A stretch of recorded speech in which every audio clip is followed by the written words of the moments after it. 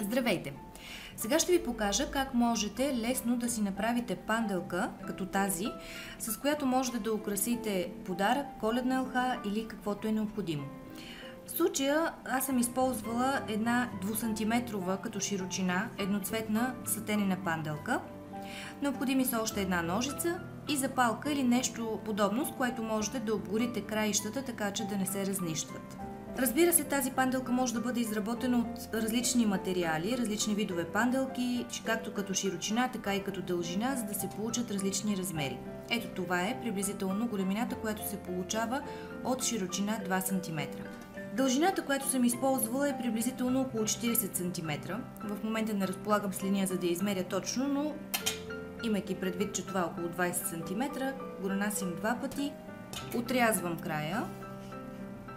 Тази ще използвам за следващи панделки и използвам запалката да обгоря краищата. Това го правя сега, макар че ще го повторя след това още веднъж, когато вече е завършена панделката. Но сега го правя, за да може да не се разнищва съвсем панделката, докато работя. И така, това е дължината на панделката. Поставяме я с съответно малкия и безименния пръст, захващаме края, така че да не се размърдва докато работим. Ще използваме показалеца и средния пръст, за да увием панделката, така че да се получи това, което желаем. Първо, преминаваме по този начин панделката. Обгръщаме и средния пръст. След това усукваме панделката, така че да мине под показалеца и още веднъж минавайки под средния пръст. След това отпускаме леко края, имам предвид този, за да можем да пъхнем този край между двата пръста, така че да се покаже от срещната страна.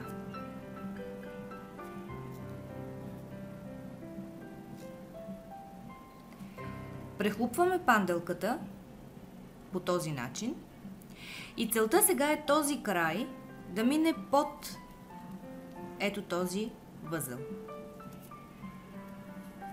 Това е общо взето може би най-трудната част от панделката.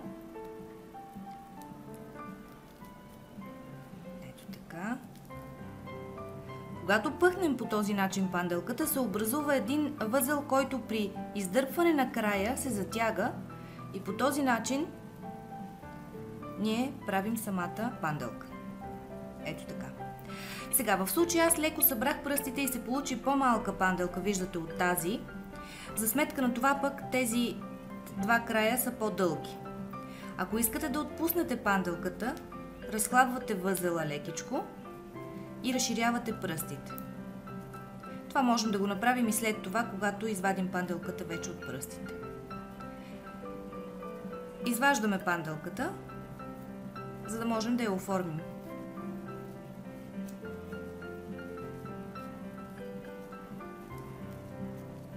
Издърпваме двете части на панделката, за да може да се оформи добре.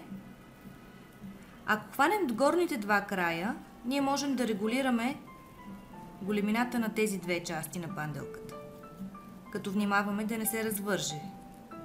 Ако започне да се развързва прекалено много, просто издърпваме единия край, за да затегнем добре.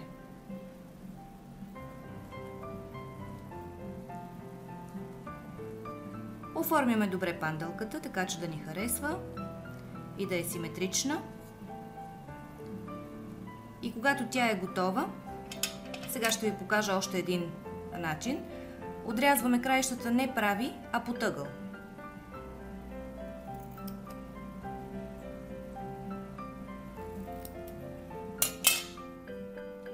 Отново обгаряме краищата. Съвсем лекичко, внимавайте да не запалите панделката.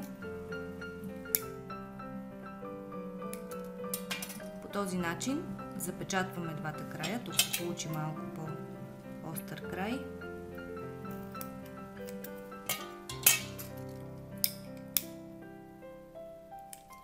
И панделката ви е готова.